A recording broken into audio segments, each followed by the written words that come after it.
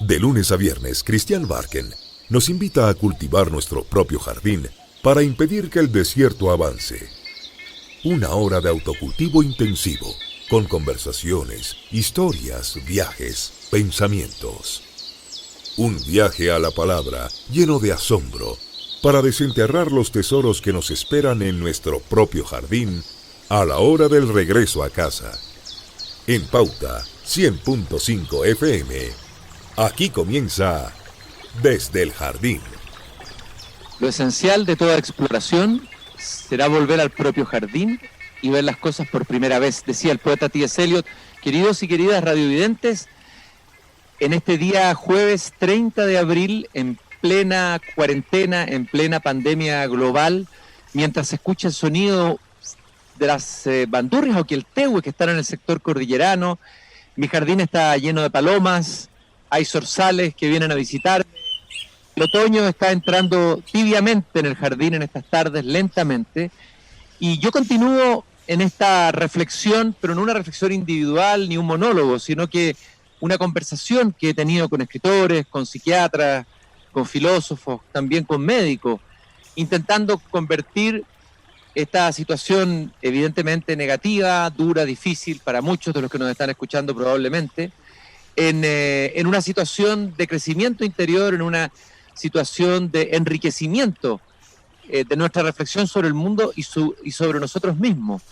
Tal vez, eso habría que preguntárselo y habría que evaluarlo, tengamos ahora un poquito más de tiempo para darnos ese espacio autorreflexivo absolutamente necesario después de vivir probablemente un tiempo de gran aceleración. Comentábamos ese libro de el urbanista Paul Virilio, en que habla de que la historia de la civilización es la historia de las distintas velocidades, una media, otra velocidad es la del siglo XIX, y la velocidad de nuestro siglo es una velocidad vertiginosa. Y él habla de que justamente cuando uno va en esa velocidad, a esa velocidad, la posibilidad de tener un accidente, le llama un concepto amplio, no un accidente solamente físico, lo ilustra con el Titanic, eso sí como símbolo, es muy alta. Y habría que ver si también va a cambiar nuestra noción del tiempo, nuestra manera de percibir, de vivir el tiempo. Desde luego, tenemos un futuro que es pura incertidumbre. Tenemos un pasado al que, por más nostalgia que tengamos de volver a la normalidad, no vamos a volver a ese pasado. Y tenemos un presente suspendido, un presente extraño. Y a mí me parece que esta crisis es una oportunidad para ir a mayor profundidad todavía. Y creo que falta más reflexión en profundidad, entrar hacia adentro, hacia no solamente nuestra psique, hasta esa dimensión. Un nombre casi decirlo hoy día parece políticamente incorrecto, hablar de alma. Yo creo que es una palabra muy manoseada, muy manida, es verdad, pero es una palabra para mí operante, significativa. ¿Qué pasa con nuestra alma en estos días? ¿Qué va a pasar con el alma? ¿Qué nos dice el alma? ¿Qué le decimos nosotros al alma? ¿Cómo nos relacionamos con ella? ¿Sabemos algo? ¿Alguna vez el hombre supo? Parece que sí. Hubo un momento en que el hombre tenía vías de comunicación con esa alma. Y para hablar de esta crisis desde una mirada mucho más amplia, hoy día estamos conectados con Uruguay directamente, desde mi jardín al jardín, ahí me dirá él, o la biblioteca, o la pieza, o su lugar de residencia, de Mario Saiz, que es médico, doctor en medicina, psiquiatra, profesor de filosofía, analista junguiano, director académico de maestría en psicoterapia analítica de la Universidad de Chile, y ha sido profesor invitado en varias universidades chilenas, en la Universidad Adolfo Ibáñez, también en la Universidad Mayor, y él acaba de presentar en Perú, en la Asociación de Psicología Analítica, una interesantísima ponencia en conjunto con la psiquiatra, la psicoanalista Claudia Gress, cuyo título es Reflexiones junguianas sobre el pandemon, individuación y conciencia colectiva. Estoy muy contento de volver a conversar y de tenerte de nuevo aquí en mi jardín. Y mira, Mario, un chileno tomando mate. Una de las cosas que ha traído esta pandemia es que me he vuelto adicto al mate. ¿Cómo estás, Mario? Muy bien, encantado de participar en esta invitación tuya. Y bueno, esta ventana que ves detrás mío da mi jardín. Lo que pasa es que, bueno, no estoy instalado como tú en el jardín porque acá está ya muy frío y bueno, entonces estamos más cerca de la estufa que del jardín, ¿no? Pero bueno, sí, muy contento de volver a encontrarme contigo, con tu programa, que siempre es tan fermental y tan rico, tan poético para todos aquellos que nos gusta profundizar, como tú decís muy bien, en los temas del alma. Así que Mario, acá estamos. antes de entrar en una mirada más junguiana sobre el pandemon, y tú nos vas a explicar cuál es el pandemon, me gustaría preguntarte, hacerte una pregunta más prosaica, no sé, o más de contexto. ¿Cómo se ha vivido la pandemia específicamente en Uruguay? He tenido la oportunidad de preguntárselo a varios invitados italianos, estoy hablando con un psiquiatra italiano, con una escritora mexicana. ¿Cómo se ha vivido en Uruguay y cómo la has vivido tú? Bueno, yo te diría que en el momento en que empezó el primer paciente con el COVID-19, con esta enfermedad, eh, prácticamente se decretó, digamos así, la necesidad de todos retirarse a sus casas y evitar bueno, desde las escuelas, las universidades, las reuniones familiares, sociales, etcétera. Pero todo eso fue planteado y aceptado como una responsabilidad y no como una imposición del gobierno, porque nunca hubo una cuarentena fijada por el gobierno, ¿verdad? Y eso tuvo una buena respuesta de la población que comprendió lo que esto significaba. Y fíjate que, bueno, que básicamente nuestra curva hace tiempo que está aplanada. Tenemos entre 6 y 10 pacientes bueno, contaminados por día. No hemos pasado de 14 o 15 en CTI. Y bueno, llevamos 650 personas que se han contagiado, de las cuales 380 ya están recuperadas, o sea que tenemos ahí unos focos de unos 200 y pocos, ¿no? Y hemos vuelto, por ejemplo, todo con medidas de protección y seguridad, hemos vuelto a la construcción, los obreros de la construcción, y ya llevamos 15 días que ellos están trabajando y no ha habido ninguno contaminado, con muchas, bueno, medidas de higiene y todo eso. Y bueno, y ahora viene esta nueva normalidad, ¿no? Que hay que ir como canalizando gradualmente para ver las posibilidades del reintegro, eh, sobre todo en la actividad laboral y después escolar, ¿no? Estamos en ese proceso. Mario, por lo que veo, ha resultado exitosa la estrategia hasta el momento. No hay que nunca cantar victoria, obviamente, porque de esta Claro. epidemia todavía se está aprendiendo, ¿no? Pero tú pusiste el énfasis ahí en la colectividad, es decir, en los ciudadanos, todos los Eso, miembros de la colectividad asumen como una tarea colectiva, como una responsabilidad colectiva, y esa parece ser la clave, ¿eh? En el sí. éxito de todas las estrategias. Exactamente. Es decir, y ahora que empezaron a salir, bueno, todos con tapaboca y con las medidas de higiene, manteniendo las distancias, pero sí, porque, bueno, ahí el gobierno entendió que, por ejemplo, en el caso de poner una cuarentena obligatoria en las zonas más de menores recursos, donde hay muchas personas en un mismo lugar, es muy difícil de poder manejar y controlar eso. Entonces se fue más por el camino de convencer y demostrar que dado que nuestro conocimiento no era mucho sobre el virus, la manera era evitar el contagio. Y entonces en eso se trabajó todos los días a la noche había los informes y de alguna manera se insistía en las medidas a tomar. Entonces, ahora viene una etapa difícil que es cuando la gente sale y puede haber un rebrote y ahí se puede disparar todo, ¿cierto? Entonces, nuevamente es un tema que tiene que ver con la conciencia colectiva de cómo digamos, uno se cuida y cuida a los otros.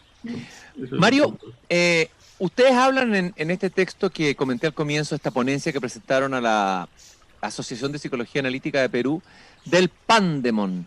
Me gustaría que me dijeras qué es el pandemón, una palabra obviamente griega. Claro. Bueno, digamos, ahí viene, es un término que habla de pan, que es todo, ¿verdad? Y demón, que hace referencia justamente a algo que incluye o tiene que ver con el pueblo, ¿no? Entonces, como todo el pueblo que debe atender a esta enfermedad, a esta situación, digamos, de pandemia, ¿no? Porque de alguna manera del pandemón viene o deriva después pandemia. Esa es un poco la idea. Ahora, el tema en esto es que esta expresión, pandemón, después pasa a ser también pandemonium, ¿verdad? Que es cuando el demon o el daimon se transforma en la fuerza negativa o destructiva, ¿cierto? Que sería un poco lo que nosotros podríamos decir en relación con la acción que tiene este virus sobre la población mundial, ¿no?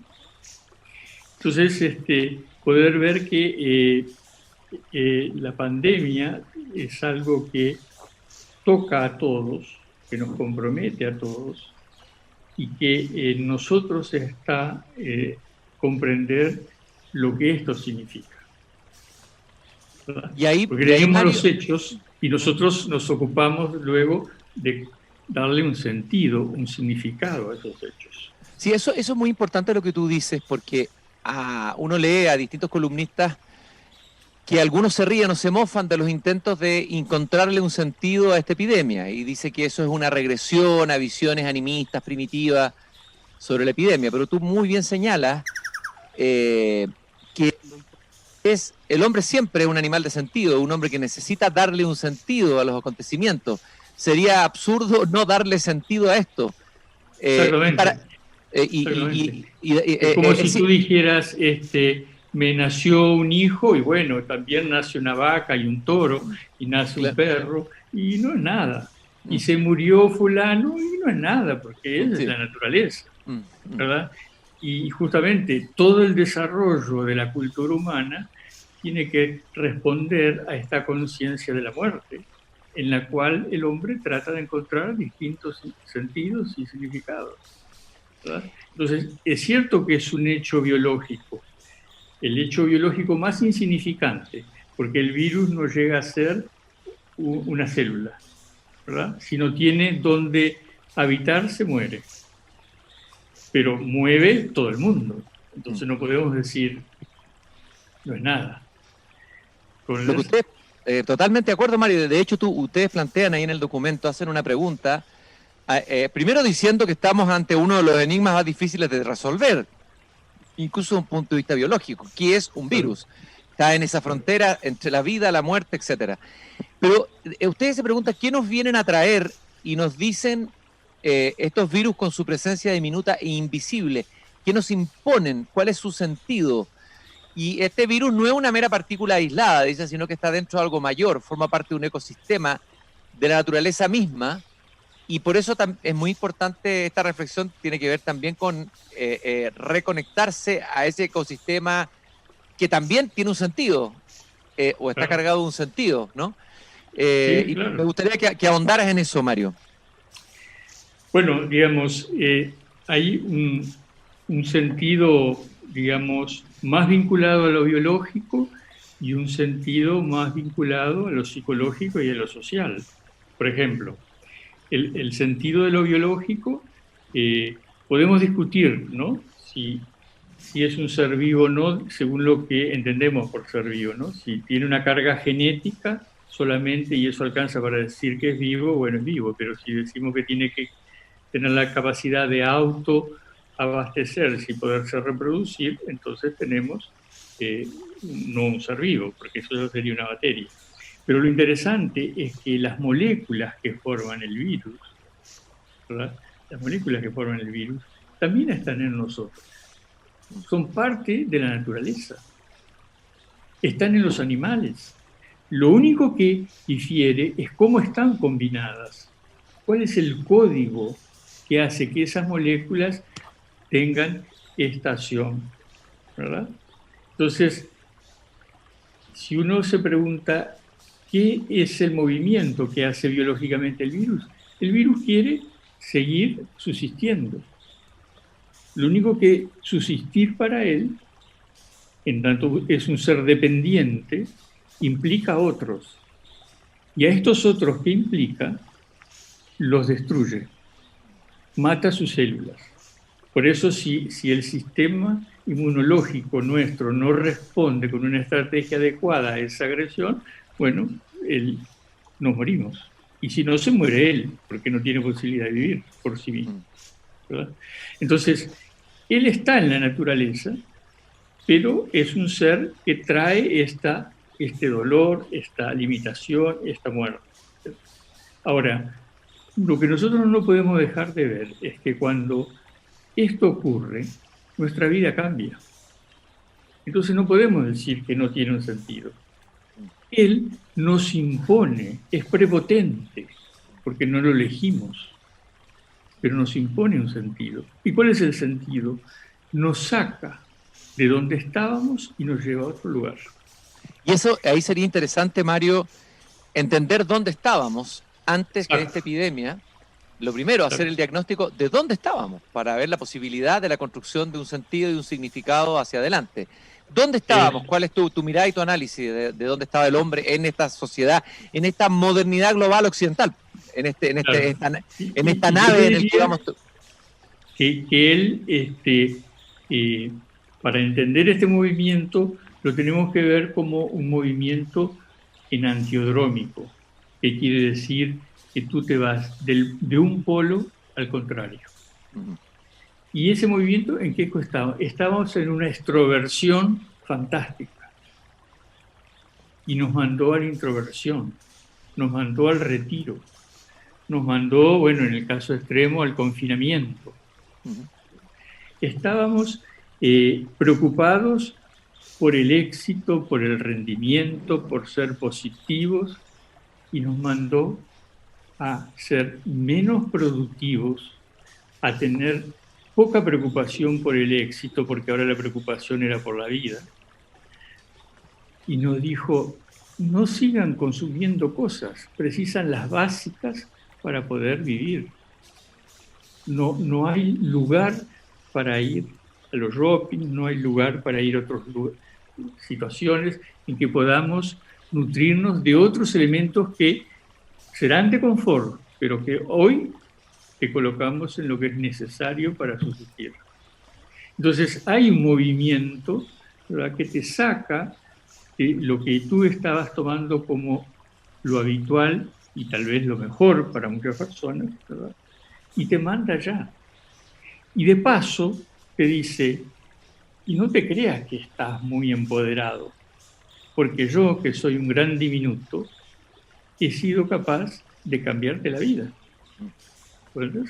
Es decir, no sé qué estaban haciendo cuando compraban tantos armamentos y vendían tantas drogas y producían tantos aparatos, que se olvidaron que nosotros, estos chiquititos, podemos hacer todo esto. Si ustedes hubieran puesto ese dinero en estudiar cómo manejar los virus, esto hubiera tenido la vacuna a la semana. Pero estaban distraídos en otra cosa. Entonces, nos trae muchas reflexiones. Desde luego, Mario, y tú, lo que ustedes plantean en la ponencia es que esto nos arrojó en la individuación y en la conciencia colectiva al mismo tiempo. Claro. Eso es bien impresionante a ver cómo se da esa doble cara de lo que estamos viendo. Por eso nosotros decimos ahí, bueno, hay una paradoja, porque nos mandan a estar recluidos y solos. Pero si nosotros estamos solos y no nos cuidamos, obviamente no andamos. Pero si no cuidamos de los otros, tampoco andamos. Entonces tenemos que precisar de entender que de esto se sale con un sentido de solidaridad muy particular, que no es solo la solidaridad que debemos atender a lo sanitario. No, tenemos que atender a lo sanitario y al humano. ¿Por qué? Porque hay gente que está con hambre, que no tiene comida, que no tiene trabajo, que se angustia, que es muy extrovertida y muy social y no sabe qué hacer estando solo en su casa. Entonces se deprime. Bueno, es decir, hay todo un movimiento ahí de transformación en que debemos cuidar, vamos a decir así, lo que llamaríamos el alma del mundo y el alma personal. Y el mensaje, que yo entiendo, ¿no? Siempre uno puede cambiar y ampliarlo y modificarlo, el mensaje que nos da es que es muy difícil salir de esto sin un cambio de conciencia. Pero, lamentablemente, ese cambio de conciencia exige un trabajo. No hay cambio de conciencia sin trabajo, ¿verdad? Y el trabajo, como sabemos, significa sacrificar algunas cosas para poder renacer a otras. Y el primer paso en el trabajo es aceptar nuestro lado sombrío. En la persona que se olvidó, vamos a exagerar un poco, se olvidó de su alma y se quedó todo allá afuera en el mundo exterior, y de la sociedad que se olvidó de los otros humanos que tenemos que atender, que tenemos que asistir, que tenemos que querer. ¿Cierto? Entonces, tenemos que hacer ese movimiento pasando por la sombra de lo que se llama la sombra del mundo, que es aquel lado que no queremos ver, que rechazamos, que ignoramos, y que ahora se nos impone. Antes nos parecía que perdíamos el tiempo estando en casa porque había otras cosas que eran más importantes. Y yo me encuentro con muchos pacientes que ahora me dicen, me doy cuenta lo importante que es estar en mi casa con mi familia, con mis hijos, tener otros tiempos que nunca creí que podría tener, pero siempre anhelaba secretamente. Entonces, esta imposición, ¿verdad?, que nos trae este gran diminuto que es el virus, nos hace encontrarnos con el otro lado. Estoy conversando con Mario Saiz, doctor en medicina, psiquiatra, profesor de filosofía, analista junguiano de Uruguay, él está en Montevideo. Es muy importante para poder entender un poco esta lectura junguiana de lo que estamos viviendo, que la actitud simbólica en la vida, ¿no? Muchas veces vivimos más bien en una literalidad bastante pobre en la manera de interpretar la realidad. Pero el hombre es un hombre de símbolos, el hombre es un animal simbólico, generador de símbolos. Vivimos sin darnos cuenta, generamos permanentemente símbolos. Hay un libro de Jung que se llama, con colaboradores, El hombre y sus símbolos. ¿Qué significa trabajar con símbolos? ¿Cuán importante es en esta situación como una situación de, por decirlo así, catástrofe global? Podría ser una guerra, bueno, el cambio climático que de todas maneras nos va a golpear más adelante con fuerza. ¿Cuán importante es la actitud simbólica y el trabajo simbólico que debe hacer el ser humano y la cultura en estas situaciones de emergencia, de crisis? Bueno, digamos, la actitud simbólica implica justamente una conciencia que va más allá de la conciencia literal, ¿verdad? Es decir, el virus puede ser entendido desde el punto de vista biológico, desde el punto de vista físico, pero lo que él genera en el colectivo humano y a nivel individual tiene distintas significaciones, ¿verdad? Y entonces encontrar esas significaciones es parte de este proceso de elaboración que es trabajar con los símbolos, es decir, ¿qué nos viene a decir este hecho que ha cubierto todo el planeta, que ha sacudido a todos más allá de sus ideas políticas, económicas, religiosas, blanco, negro, azul, no importa. Es como el virus. El virus no hace distinción a quién lo va a tocar, ¿verdad? Y esto sacude a todos también, de la misma manera, ¿no? Entonces, la necesidad de la actitud simbólica es lo que te da el sentido del humano. Sin esa actitud, uno se quedaría reducido nada más que lo animal, ¿verdad? Y ahí no tendríamos la capacidad de generar cultura, poesía, arte, ciencia, etc., ¿no? Porque la ciencia también trabaja con símbolos, pero desde otra manera, ¿no? La riqueza de lo simbólico, digamos, es muy vasta, pero es como lo específicamente humano. Sin esa dimensión no hay conciencia nueva, ¿verdad? Porque todos podríamos quedarnos pensando, ¿cuándo será el momento en que termine esto y volvamos a como estábamos antes? Lo cual no es real, y es una conciencia ingenua pensar eso, ¿cierto? El gran desafío para nosotros es saber cómo es el futuro, pero ahí es donde tenemos que ser conscientes que el futuro es en la medida en que nosotros participemos. Si no, otros nos van a elegir el futuro. Eso es muy importante lo que tú acabas de decir, Mario, porque lo dramático sería que una crisis de esta envergadura, que nos ha llevado a estos límites, a conocer nuestros propios límites, fuera desaprovechada y siguiéramos en el mismo modo, de la misma manera en que estábamos viviendo antes. Y claro, el mundo técnico, un mundo rápido, veloz, el de los expertos, el de los economistas, no sé, China es un país de una velocidad impresionante de readaptación y resiliencia, las grandes potencias, y van a terminar finalmente no transformando lo que hay que transformar, y más bien agudizando la crisis que nos antecedió. Y por lo tanto ahí el trabajo de cada uno de nosotros es fundamental, con cada uno de nosotros mismos, ¿no? Como ciudadanos del mundo, diría yo. Exactamente. ¿Ah? Y ese es el cambio de conciencia que precisamos para poder hablar de una alteridad, de una conciencia de alteridad, ¿verdad? Y no una conciencia del éxito y del rendimiento. Pero el problema está justamente en lo que tú acabas de decir. Si nosotros no nos hacemos cargo, otros van a resolver por nosotros. Y entonces ahí corremos el riesgo que, como la persona que se deprime y dice, bueno, yo tuve una depresión, qué suerte que voy a salir de la depresión y todo va a volver como era antes. Y no va a volver como era antes, ¿verdad? Pero hay personas que niegan eso y precisan 2 o 3 recaídas. Entonces, lo que podría pasar es que si nosotros no atendemos bien esto sea el comienzo, no el final.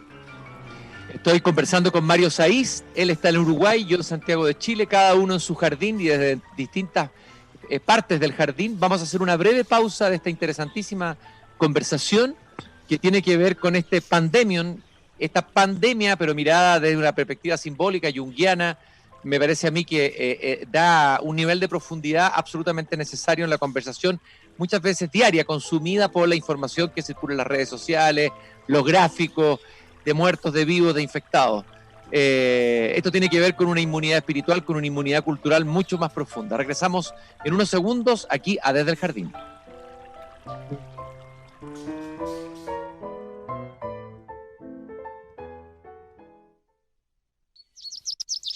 Seguimos conversando desde el jardín con Cristian Barken en Pauta 100.5. Estamos conectados con Mario Saiz en Montevideo, Uruguay. No sé si, Mario, si me escuchas, ahí estás. Aquí ustedes van a ver una paradoja. Un chileno cebando mate y un uruguayo sin mate. Estas son las paradojas de esta pandemia y de este confinamiento. Mario Saiz es analista junguiano, médico, psiquiatra, profesor de filosofía, académico, director académico de maestría en psicoterapia analítica junguiana en la Universidad Católica de Uruguay. Ha participado y sigue participando y vinculado a universidades chilenas, la Universidad Mayor, entiendo actualmente, y antes la Universidad Adolfo Ibáñez. Mario, hay un tema que no hemos tocado y que me parece interesante. Este virus viene, nosotros también venimos, pero y somos en una parte naturaleza, pero el virus viene de la naturaleza, nace del seno de la naturaleza. Y hay una relación mucho más estrecha, o hay pasadizos, por decir así, que vinculan el mundo de la psique, del psiquismo humano, de la interioridad humana y la naturaleza. Y que de alguna manera podemos reflexionar sobre ese vínculo naturaleza-psiquismo hoy, en relación a lo que estamos viviendo. ¿Cómo lo lees tú? Se ha hablado mucho del anima mundi, ¿no? Un concepto que tiene que ver con una naturaleza viva, no sé si llamarla espiritualizada, o con un espíritu, con un alma, con un ánima, que dialoga con nuestra alma. Eso lo hemos visto, qué sé yo, en la literatura, eso es clarísimo, en inglés, alemán, la poesía de Herder y la poesía de Coleridge, pero también en experiencias místicas de personas que han tenido esa sensación de la presencia en el contacto con la naturaleza, de vivir una epifanía muchas veces, ya sea en un atardecer, ya sea en un bosque, ya sea en contacto con un animal, etc. Hablemos de esa relación naturaleza-psiqui en esta pandemia, Mario. Claro, bueno, a ver, en nuestra perspectiva, en nuestra mirada un poco, vamos a decir así, la psique y el cuerpo son dos expresiones de una misma realidad, ¿cierto? Entonces, esto nos lleva a decir lo siguiente: cuando nuestra psique está, enferma, o está muchas veces con grandes estrés, grandes tensiones, y eso no es elaborado a nivel psíquico, se expresa en el cuerpo. El cuerpo es como el último, el lugar donde eso se va a anclar. Entonces, si lo pensamos como un símil con la naturaleza, que también es materia, que también es cuerpo, que es tierra, ¿verdad? Uno podría pensar que cuando ese lado psíquico del mundo, ese anima mundi que estás mencionando, está enfermo, está pidiendo transformación, pidiendo cambio, pidiendo ser atendido de otra manera, y no dejado de lado, no rechazado, no desvalorizado. Muchas veces esto modifica la naturaleza, y dentro de esa naturaleza modifica estos seres microscópicos, ¿cierto? Pero, en otros tiempos esto también existía. Lo único que eso quedaba reducido a ese lugar, porque los niveles de comunicación planetaria no existían. Hoy esto se extiende a todos, ¿verdad? Y nos afecta a todos.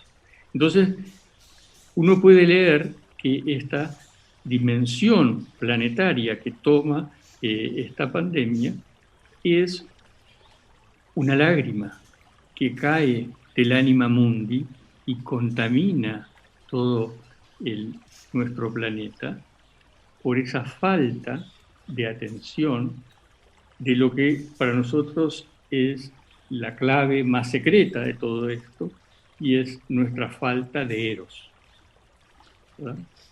Y hablamos del eros como un daimon, ¿verdad? Que si no es atendido se transforma más en un demonio que en una verdadera fuerza creativa, amorosa, de transformación. El eros, hay un maravilloso mito que es Eros y Psique, ¿no? Un mito griego en que está muy bien contado. Hay una versión que recomiendo especialmente de Apuleyo, que es preciosa, antiquísima. Ahí vemos cómo este encuentro amoroso entre la psique, que sería nuestra alma, ¿no es cierto?, nuestra interioridad, nuestro psiquismo, y Eros produce, digamos, una realidad nueva. Por un lado está Afrodita, que es la madre de Eros, que es pura energía sexual básica, digamos, ¿no? Posesiva, ¿no? Reductiva, podríamos decir, que no quiere que Eros sea psique. Bueno, finalmente se produce ese encuentro, que pasa por una especie de muerte o simbólica, de una transformación iniciática, hasta llegar a que Eros y Psique se encuentren, ¿no? Y sería interesante ver qué pasaba con el Eros antes de esta crisis en nuestra sociedad, que tú citas en el texto, y ahí está citando directamente a Chul Han, el Chul Han ha llamado la sociedad del rendimiento. Y me gustaría entrar en eso, porque es interesante entender, para el que no ha leído Chul Han, que veníamos de una sociedad disciplinar y pasamos a una sociedad del rendimiento. Me gustaría que explicaras qué significa cada una, y luego entramos en el tema del Eros. ¿Qué pasa con el Eros en una sociedad del rendimiento? Claro. La sociedad, digamos, clásica, más patriarcal, era una sociedad disciplinaria donde, bueno, había que tener permiso, tenía que haber autorización, tenía que haber una ley para hacer determinadas cosas, y otras estaban prohibidas de hacer, ¿verdad? Ese era como el esquema más clásico en el que se movía la conciencia patriarcal. Pero esto sufre una transformación y se vuelve, si lo pusiéramos en pocas palabras, en una conciencia de que querer es poder.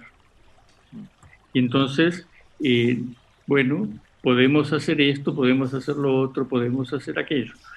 Y lo trágico que todo se centra en ser más productivos, tener mejor rendimiento y tener más éxito. En la sociedad anterior, eso estaba centrado en la dialéctica hegeliana del amo y el esclavo, alguien que explota a otro en su trabajo. Pero acá la cosa se pone más terrible, porque nosotros somos autoexplotados. Nosotros nos imponemos más rendimiento, más éxito, más productividad. ¿Usted llegó al número este año? Sí, bien, tiene un premio, pero para el año que viene tiene que llegar un número más grande, si no, no tiene el premio. Entonces eso genera que tú mismo te volvés autoexplotador de ti. Y cuando tú te volvés autoexplotador de ti, estás lejísimo del Eros, porque el Eros es lo contrario, ¿verdad? El Eros trae otra consideración en la relación, ¿no? En ese mito que tú citas es muy bonito porque justamente, digamos, Psique, que es uno de los personajes más importantes que ahí es nuestra alma, se transforma, se va cambiando, se va adquiriendo nueva conciencia, nuevas dimensiones por el encuentro con el Eros. Entonces eso lo llevó a Jane Hillman a decir, el encuentro del Eros con la psique hace alma, trae nuevas vivencias, nuevas experiencias que transforman a ese ego que está muchas veces sujeto al rendimiento y al éxito, ¿no? Es decir, Mario, vivíamos en la sociedad del rendimiento con una deuda gigantesca con el alma, incluso tú hablas una oquedad del alma, y me gustaría que lo explicara, y que también tiene que ver con la depresión en la sociedad del rendimiento, ¿no? Exacto. Claro, la oquedad del alma es como ese vacío, como ese agujero de las cavernas que está en el alma y que no es asistido, que no es alcanzado, que no es, vamos a decirlo de otra manera, el alma siempre está sedienta de Eros.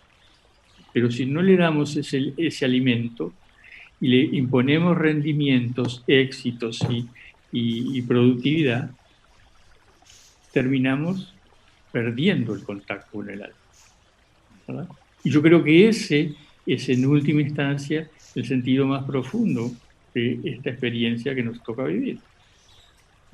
Hemos sido llamados a lo que nosotros llamamos una introversión forzada. Estamos forzados a irnos para adentro. Y ahí nos encontramos con el alma. Y los que no se encuentran con el alma sufren mucho. ¿Y la depresión? Porque, digamos, ¿qué caracteriza básicamente la depresión? Es la falta de Eros. Es el no contacto con el Eros que está tan inconsciente, tan lejano, que nos llega a alimentar, a nutrir al yo. Digo, nadie que está enamorado y lleno de eros está deprimido. En una relación de amistad, si esta relación es profunda, ¿verdad?, tampoco hay depresión, porque ahí también hay eros. Un pintor o un poeta que ama lo que hace no se va a deprimir porque ahí hay eros, ¿verdad? Entonces, cuando encontramos la depresión es un pedido de transformación, y ese pedido de transformación pasa porque precisamos conectarnos de vuelta con el eros. Tal vez podríamos extrapolar esta situación que se da a nivel individual en la sociedad del rendimiento, donde el eros retrocede porque el ser humano está volcado hacia afuera, hacia el activismo, hacia la alienación del activismo y de los resultados y del éxito inmediato, como tú decías. Lo podríamos llevar a lo colectivo, es decir, nuestra sociedad entera. Porque así como las personas tienen alma, la sociedad, las culturas tienen alma. Gabriela Mistral, poeta chilena, decía, la cultura es el alma de un pueblo, ¿no? Uno podría decir que veníamos de una situación en que empezamos como cultura a perder el alma, como sociedad a perder el alma. El vínculo con nuestra alma, digamos, ¿no? Eso. Y entonces por eso esto es, como tú decías al principio, una gran oportunidad, es una gran sacudida a lo social y a lo individual. Y a la conciencia de que no podemos ir solos, tenemos que ir con los otros.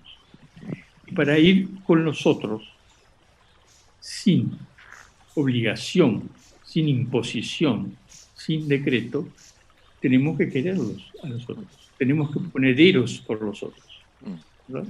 Y eso es lo que está oscuro, está opaco, está en sombra en una sociedad del rendimiento, o en un individuo que está solo pensando en cuántos son los bienes que va a adquirir o puede perder, ¿no? Entonces es una transformación que precisamos hacer, y esta es una sacudida para esa transformación, ¿verdad? Es casi un desafío, una provocación, pero bueno, no puede hacerse sin el compromiso participativo, ¿no? Por eso hablamos de una participación amorosa de las personas en su sociedad. Mario, una de las características de la sociedad del rendimiento es lo que se llama la positividad, ¿no? Esconder o rechazar todo lo que sea negativo, ¿no? Es la sociedad del like, del dedito para arriba, ¿no? El like, todo para arriba, todo bien, vamos bien, ¿no? Yes we can, de Obama, el yes we can, sí podemos, ¿no? Y de pronto aparece, irrumpe en la sociedad algo, la negatividad, pero con todas en su máxima expresión, la muerte, la peste, la epidemia, etcétera. A ver, ¿cómo? Hablemos de esa negatividad que irrumpe de pronto en nuestra convivencia. Digamos, en una sociedad como en un individuo, cuando lo que tú rechazás, ¿verdad?, porque lo consideras negativo y porque tu foco es la positividad, todo tiene que ser positivo, todo tiene que ser exitoso, tú negás la mitad de la realidad. Porque cuando tú, digamos, consumís mucho, te olvidás de los que no pueden consumir, ni lo básico. Cuando tú te polarizás en que la positividad es la base del éxito, tú suprimís lo que tu alma te quiere decir. Tú le impones algo y ella no puede respirar. Entonces, antes de asfixiarse, va a gritar. Y la manera que tiene de hacer llegarnos su grito ya venía gritando cuando decimos, bueno, ¿qué nos pasa? Tenemos tanto bienestar y cada vez tenemos más deprimidos. Parecería que no solo alcanza con tener cosas para estar bien, ¿no? Entonces ahí ya venía, porque indudablemente no había un reconocimiento explícito de que estamos en una pandemia de depresión, pero la depresión cada vez aumentaba más, cada vez los suicidios aumentan más, Entonces, esos son los gritos de aquello que estamos dejando de lado y no atendiendo, ¿verdad? Y entonces esta es otra expresión de eso. Nos trae y nos dice, no, en el mundo tenemos que lidiar con las dos polaridades, lo positivo y lo negativo, porque los dos son reales, y si lo negamos, nos asalta por la espalda. Y entonces se nos impone, se nos vuelve algo que nos posesiona, ¿verdad? Bueno, Podríamos decir, Mario, que ya había una pandemia en Occidente antes de esta otra, que era una pandemia de la depresión, la pandemia, no sé, del sinsentido. eso, Ya estábamos en una pandemia. ya A lo estamos, mejor más exactamente. invisible, más invisibilizada, pero estaba y fuerte. Exacto. Y yo creo, y esto es una interpretación mía, ¿no? Pero creo que es porque no la atendimos suficientemente, terminó ya afectando la naturaleza. Porque la depresión afecta a la psique y al cuerpo. Pero acá ya llegó más profundo, llegó allá, a la naturaleza, a la materia más básica, ¿verdad? Son maneras de leerlo, pero digamos, Sí, muy en interesante. un mundo en que hoy todos sabemos que todo está conectado, todo está relacionado, y eso ya lo plantearon desde la física cuántica, ¿verdad? Pero la biología lo está planteando, la sociología también. Bueno, no es de extrañar que haya esto sido una expresión de aquello que no es atendido y que pasó a un nivel más profundo, más primario, ¿no? En ese sentido. Estoy conversando con Mario Saiz, psiquiatra, analista junguiano, profesor de la Universidad Católica del Uruguay, también profesor invitado a varias universidades chilenas, entre ellas la Universidad Mayor. Mario, lo imaginal, la dimensión imaginal, la dimensión de la imaginación, ese mundo imaginal que de alguna manera ha sido marginado o ha sido relegado a casi como un lujo o una excepción o corresponde, no sé, a los artistas, la importancia de lo imaginal en nuestra realidad cotidiana de seres humanos. Claro. Bueno, esa es, digamos, vamos a decir, es el canal para la salida de esta conciencia del rendimiento a una conciencia de alteridad. ¿Por qué? Porque precisamos activar esa dimensión para hacer una transformación. La transformación no se hace por decreto. La transformación se hace cuando hay alma que la sostiene. Y el alma se expresa en lo imaginal. El alma tiene su riqueza simbólica en esa dimensión, porque ahí es donde aparece con más claridad la fuerza creativa. Ahí es donde aparece lo que transforma la conciencia, porque te conecta con el eros, ¿cierto? Entonces, eso es lo que precisamos transformar de fondo, ¿no? Pero eso, bueno, nos lleva a otro plano que es el de la educación y el de la formación de las nuevas generaciones. Sobre la situación futura, tú planteas y hablas de una nueva conciencia daimónica. Aquí quisiera detenerme en ese término, ya lo has usado, pero tal vez explicarlo un poco mejor. ¿Qué es el daimon? Bueno, Sócrates hablaba del daimon y aparece también en otros escritores, no solamente antiguos, no solo en él. ¿Qué es el daimon y qué es lo que sería esta conciencia o esta nueva conciencia daimónica, Mario? Sí, bueno, digamos, voy a decir una metáfora. Todos nosotros tenemos un gran diminuto en nuestro interior.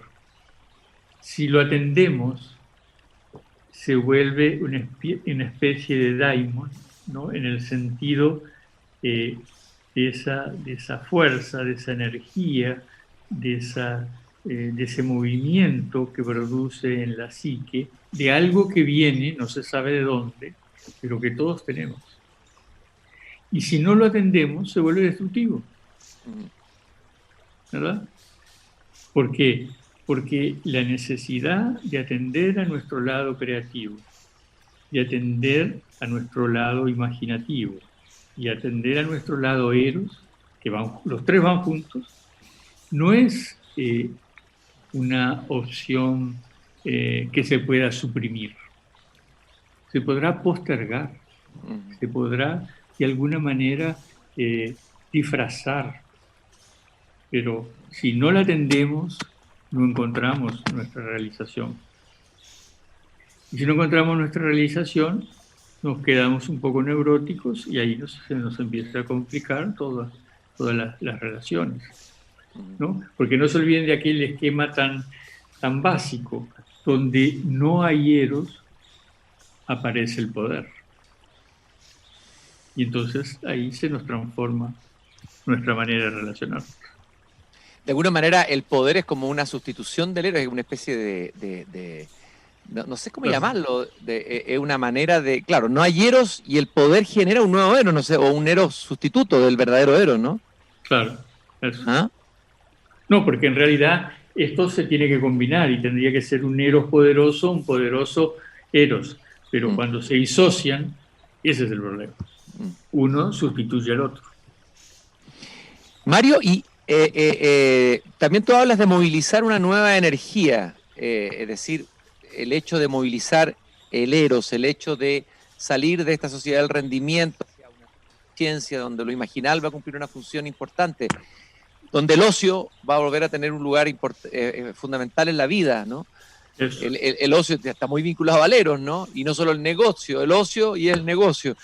Me gustaría hablar de esta fuerza creativa, desbordante, esta nueva energía que tenemos que movilizar en nosotros mismos, digamos, en nuestro cuerpo y en nuestra alma. Claro, claro. Bueno, yo creo que eso es parte de esa introversión más forzada que tenemos que hacer para conectarnos y dejar salir, vamos a decir, dejar que emerja ese lado más natural, menos contaminado por las cosas del ego, ¿no? Que es como una energía que nos anima de otra manera, que nos da otra vitalidad, que nos da otra posibilidad de relación. Entonces, eso trae naturalmente una conciencia distinta y entonces, en consecuencia, unos valores distintos. Pero ese es algo que precisamos desplegar. Su riqueza todavía no la estamos viendo en su totalidad. Tenemos pasos en seres determinados, pero no es algo que esté siendo movilizado en el colectivo, ¿cierto? Por eso, un camino sería el de la solidaridad amorosa, en donde tú puedas cuidar del otro de otra manera, ¿verdad? Mario, junto con la pandemia, junto con el virus, aparece desde el fondo de nuestra conciencia más atávica, no sé cómo llamarla, nuestra dimensión más atávica de mamífero, el miedo, ¿no? Irrumpe el miedo y el miedo se vuelve a veces psicótico o se vuelve psicosis colectiva. Hemos visto en la historia humana cuando ocurre eso. ¿Cómo ves tú el miedo hoy? ¿Qué consecuencias puede tener? ¿Qué significa trabajarlo? ¿Cómo incorporarlo dentro de todo este diagnóstico que tú estás haciendo en el mundo hoy? Digamos, el miedo es siempre transformador. Está claro que a veces te transforma, como tú decís, hacia lo psicótico y otras veces te transforma hacia lo creativo. Ahora, el problema que antecede al miedo es la negación del miedo. Cuando alguien dice, bueno, esto es una gripecita y ya va a pasar y se le mueren varios centenares de miles de personas y se le contaminan, no sé, como 1 millón de personas. Una gripecita que ya va a pasar. Eso es negación del miedo. Es decir, antes de enfrentar lo que eso significa, lo niego. Y me creo que por negarlo, y bueno, y si tengo un poco de poder, me creo más, que por negarlo no existe. Entonces, el primer paso ahí es negar el miedo que esto nos da, que es, en el fondo, el miedo más humano, que es el de la muerte, ¿cierto? Porque, bueno, habrá el miedo a las pérdidas, que son formas de muerte parciales, ¿no? Pero el miedo más básico, sobre el cual el hombre de las cavernas respondió con lo erótico, como la única manera de encontrarle un sentido a la muerte. Con las pinturas en Lascaux, etcétera, ¿no? Exacto. Con la creación del rito, los mitos, etcétera, ¿no? Es bonito eso, responder, ojalá la respuesta hoy a ese miedo fuera el arte, fuera la expresión, fuera la música, probablemente lo va a ser la literatura, etcétera, etcétera, etcétera. Tú hablabas de aquellos que niegan desde el poder, pero también ha habido intelectuales, curiosamente, que se equivocaron en su diagnóstico, intelectuales destacados, uno en Italia, Agamben, Giorgio Agamben, que dijo, este es un gripón, cuando estaba partiendo la gripe, y bueno, imagínate, en Italia lo dijo. Claro. O sea, hasta intelectuales de ese tamaño, digamos, cometieron ese error de diagnóstico o actuaron de una forma inconsciente de negar, ¿no? La realidad, ¿no? No, yo creo que más que eso, ¿verdad? Porque, bueno, uno cuando muchas veces responde, uno no se pone a pensar voy a negarlo. Es más una respuesta defensiva desde el inconsciente, que es sacarle como el valor o la proyección que eso puede tener. Pero bueno, esos son casos un poco distintos porque, digamos, no siempre lo intelectual va junto con lo emocional. Pero lo que a mí me parece más extremo es cuando tú tenés todo el asesoramiento, pero igual lo negás. Claro. Eso es mucho más grave, ¿no? Y tiene consecuencias, además, porque se toman decisiones, políticas públicas, etcétera. Querido Mario, yo de verdad quiero agradecerte todo este tiempo que nos has regalado a mí y a los auditores de este programa, a quienes yo llamo radiovidentes. Te mando un abrazo inmenso. Espero que la próxima vez tú estés tomando un mate o un té chileno, no sé, al revés. Hagamos un intercambio de símbolos. ¿Ah? Bueno, o un camembert también. ¡Ah! Sería maravilloso. Con un Cabernet Sauvignon y así. El Eros, hay que poner un poquito de Eros también a la comida para enfrentar lo que viene. Ha sido una conversación tremendamente interesante. Quien quiera volver a compartirla, búsquela desde mañana en pauta.cl, en el programa Desde el Jardín. Y te quiero agradecer nuevamente, Mario, precioso. No, para mí ha sido un placer siempre poder participar contigo y con tus preguntas súper interesantes y tu sabiduría. Así que muchas gracias también. Es recíproco, ¿cierto? Gracias, Mario. Mañana nosotros nos encontramos nuevamente en el Jardín con el programa Antología. Escogemos una de las conversaciones que hayamos tenido en estas últimas semanas y la volvemos a repetir a las 19:30 aquí en Pauta o en pauta.cl. Muchas gracias desde el Jardín. Un abrazo con todos mis pájaros y con todos los pequeños árboles, plantas y flores y con todo el ánima mundi de este jardín. Hasta mañana. Eso, muy bien. Es hora de entrar y cerrar la puerta por hoy. Mañana, Christian Barken nos invita a volver a salir al aire libre para cultivar las ideas y las palabras desde el jardín. En Pauta 100.5.